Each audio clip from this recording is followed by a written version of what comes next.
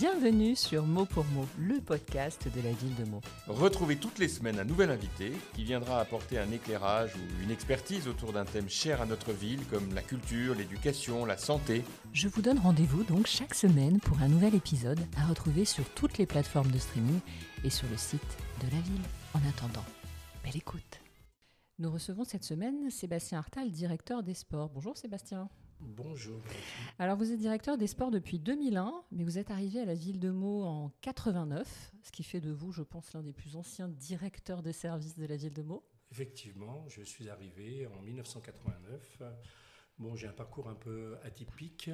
Je jouais au football, au CS Meaux Football, c'est-à-dire qu'on était en national. C'était presque une profession et un poste est sorti en 89 à la collectivité.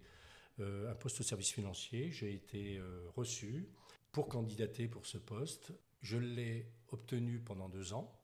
Dans mon cursus sportif, je passais mes diplômes au sein de la collectivité, mais également au niveau de la direction jeunesse et sport, ce qui m'a permis d'obtenir un poste plus tard au niveau de la direction des sports sur une opération qui s'appelait Multisport Loisirs.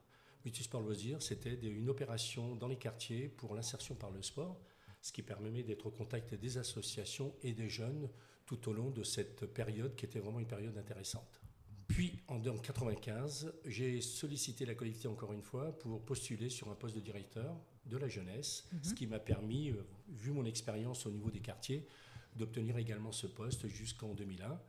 Et je me retrouve depuis 2001 directeur des sports de la collectivité et en même temps directeur des sports de la communauté d'agglomération du Puy de Meaux. Avec le même maire adjoint depuis 2001.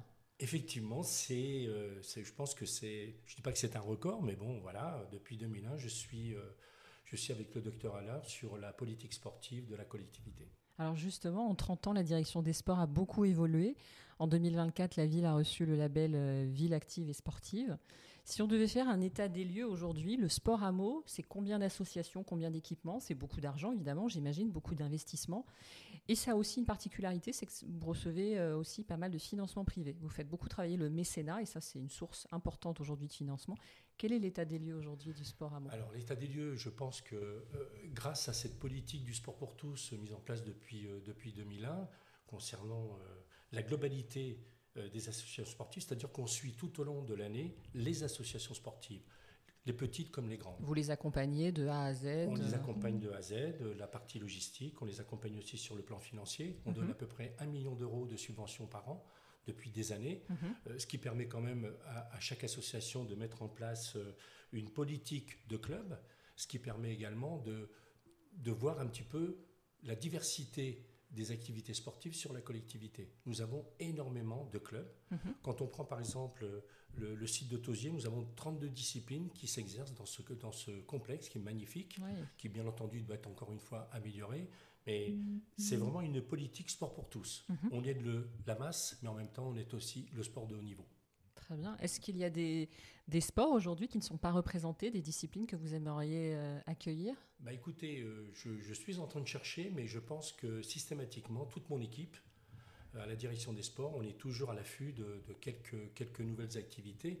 Je vous donne l'exemple. La semaine dernière, dans le cadre de Meaux en pleine forme, on a mis en place une activité qui s'appelle le Trampo-Fit. Voilà, c'est une nouvelle activité, fitness. Et tout de suite, on a essayé de le mettre en place et il y a eu un succès tout de suite sur la ville de Meaux dans le cadre des Meaux en pleine forme et qu'on va essayer de pérenniser tout au long de l'année. Alors justement, c'est très bien que vous parliez des Meaux en pleine forme, j'allais vous poser la question. Ça, c'est un programme qui est hyper intéressant parce que c'est gratuit d'abord. Exactement. Ça s'adresse à tout le monde. Est-ce qu'on peut en parler de manière plus précise? C'est très simple. Depuis quelques années, on a décidé de mai à septembre de donner la possibilité aux gens qui font du sport, mais également à ceux qui n'en font pas tout au long de l'année, qui ne sont pas dans des salles de sport, qui ne sont pas dans une association. Tous les dimanches matins, de 10h à midi, il y a 2 lieux, principalement le lieu du musée de la Grande Guerre, où là il y a du pilates, il y a du yoga, et dans d'autres lieux sur la ville, par exemple la Cité de la Musique, la piscine de Fraux, le jardin Bossuet. Voilà, on essaye un petit peu de diversifier les lieux, ce qui nous permet d'accueillir des publics totalement différents, et nous avons à peu près entre 70 et 80 personnes dans chaque lieu, tous les dimanches matins. Et c'est gratuit, comme vous l'avez précisé. Et c'est un succès fou, puisque c'est plein à chaque fois.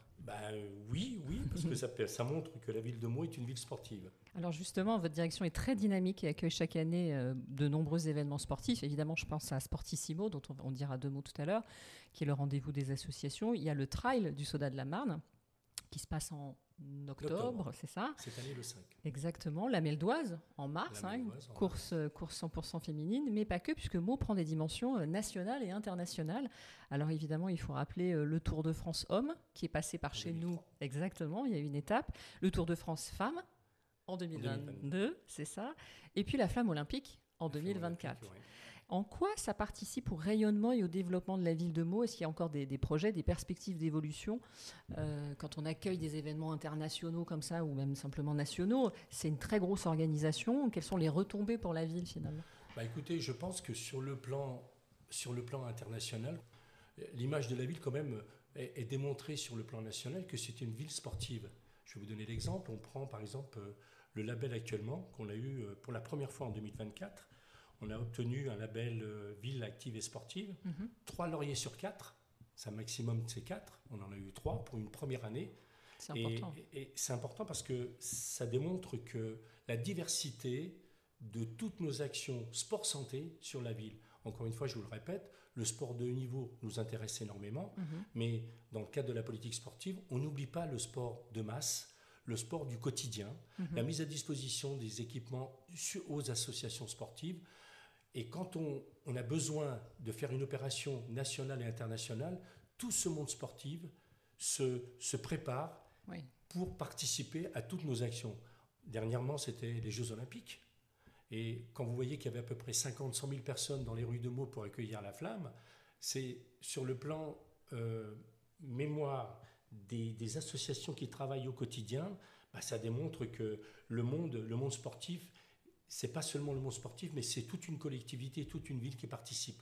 Comme le Tour de France masculin, exactement en 2003, sur le quartier de Beauval, l'arrivée, sur la nuit du 18 juin, on a fait participer un autre quartier sur une manifestation internationale. Parce que le Tour de France masculin, c'est international, même si c'est le Tour de France, mais c'est quand même une opération, un événement qui marque les mémoires. Oui, c'est très médiatique, tout à fait. Alors, il y a aussi une particularité, c'est que dans votre maire adjoint, le docteur Allard, est médecin. Exactement. Il a une double délégation, c'est la délégation sport et santé, et c'est quelque chose auquel vous tenez beaucoup à la ville finalement, c'est ce côté remise en forme. Il y a beaucoup d'équipements pour la remise en forme, on peut en parler, c'est vrai, dans tous les quartiers de la ville. On y tient beaucoup, mais il faut penser que le sport, c'est la santé, comme on dit toujours. Donc pour lui, le sport et la santé, c'est lié. C'est indissociable. Alors on met en place des opérations. On a eu quand même une maison qui s'appelle la Maison Sport et Santé à l'Office médical des sports, qui est reconnue sur le plan national, délabellisation nationale.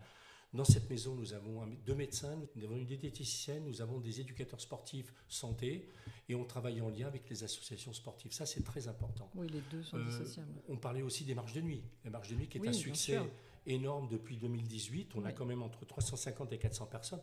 Marcher, c'est la santé. Ce n'est pas une activité sportive de haut niveau. C'est donner la possibilité aux gens de pratiquer une activité au quotidien, même si nous, on le fait une fois par mois, mais ça donne la possibilité aux gens de comprendre ce que c'est la marche. C'est accessible, c'est accessible à tous. Et c'est facile. Et faire une activité sportive 45 minutes par jour, c'est de la santé. Ça fait partie. Alors, il y a un autre sujet très important, c'est que beaucoup d'athlètes meldois se sont illustrés dans pas mal de disciplines à Meaux ces dernières années, notamment au dernier JO. Alors, je vais en citer quelques-uns, mais évidemment, il y en a beaucoup plus. Il y a Lucas Digne, footballeur, Marine Boillier, gymnaste, Colline de Villard, qui est gymnaste aussi, Ibrahima Sissoko, footballeur, mais pas que. Je pense à la génération plus ancienne, à Franck Leboeuf. Exactement, qui a joué en 86 au CSMO Football, puisqu'il était jeune, il arrivait, il avait 18 ans. Il a commencé par là. J'ai un petit peu joué avec lui aussi. Mais il n'y a pas que la gymnastique, même si Marine Boyer, pour nous, est un exemple. C'est quand même une athlète qui a fait quand même 3 Jeux Olympiques, quand même. C'est pas rien, oui. C'est pas rien. Colline de Villard, je pense qu'il va lui succéder. Comme vous l'avez précisé, il y a aussi les footballeurs, mais il ne faut pas oublier non plus que nous avons les boxeurs. Eh oui. Nous avons Karim Gadji, nous avons Abel El Kandili, nous avons Enzo Kartoum et Mohamed Galaoui. Oui. Nous avons également des athlètes comme Yamna Belkacem, qui était championne de France de cross. Nous avons Wilfried Egueté, qui joue au Mans en professionnel en basket. Nous avons également, comme vous le dites, au niveau du para-olympique, on a aussi Audrey Caillol, qui était capitaine de l'équipe de France de basket fauteuil et qui est de Meaux, qui joue dans notre équipe. C'est pareil. Pour nous, c'est une fierté d'avoir tous ces athlètes qui reconnaissent un petit peu leur début dans le football, dans le sport meldois. Voilà. C'est la question Ils ont démarré à Meaux. C'est la question que j'allais vous poser. Est-ce que ça ne dit pas que Meaux, au fond, est une bonne école pour former les champions de demain? Meaux est une bonne école parce qu'encore une fois, je prêche pour ma paroisse, c'est vrai que la politique, encore une fois, sportive mise en place depuis des années, permettent de soutenir les clubs, du plus petit au plus grand. Et ce n'est pas parce qu'on est dans un petit club qu'on n'a pas les compétences et les qualités pour pouvoir devenir athlète de haut niveau. Oui, puis le niveau est exigeant, j'imagine, dans chaque club. Et forcément exactement, et on surveille au quotidien le fonctionnement des associations avec des contrats d'objectifs mis en place par la collectivité depuis des années. Voilà, et ça, c'est important de regarder un petit peu tout ce qui se fait au quotidien et non pas attendre une soirée pour dire voilà, remercier tout le monde. Non, on surveille le quotidien. C'est au quotidien, mais vous les soutenez. Alors, on peut peut-être parler des projets de demain pour la direction des sports. Les projets de demain, bien sûr, il y a des projets structurels. Comme là, on parlait tout à l'heure du complexe sportif Tauzier, parce qu'on est en train de réfléchir. Il y a une réunion qui est prévue semaine prochaine concernant le schéma directeur, puisque il ne faut pas oublier non plus que la ville de Meaux évolue, les quartiers évoluent également. Bien sûr. Il faut savoir qu'il va y avoir un écoquartier Saint-Lazare juste en face du complexe sportif Georges Tauzier avec des nombreux logements. Donc il faut qu'on s'adapte rapidement et proposer des projets de nouveaux équipements sur ce complexe sportif de Tauzier, qui est quand même un poumon sportif au sein des 3 quartiers, Beauval, Dunant et le centre-ville. Là, vous avez inauguré les terrains de paddle récemment. Oui, on a inauguré les terrains de paddle pour diversifier les activités du club de tennis, même s'il y a des paddles dans des secteurs privés sur la zone industrielle et sur le Fab Arena à Beauval. Le club a besoin aussi de se diversifier ses activités, donc ils vont essayer de créer une école de paddle et faire des compétitions puisqu'ils sont homologués tous les deux, en sachant que là, nous les avons inaugurés. Il n'y a pas de toiture, mais en novembre, il va y avoir une toiture pour pouvoir exercer tout au long de l'année. Couverts. Parfait. D'autres projets à venir ?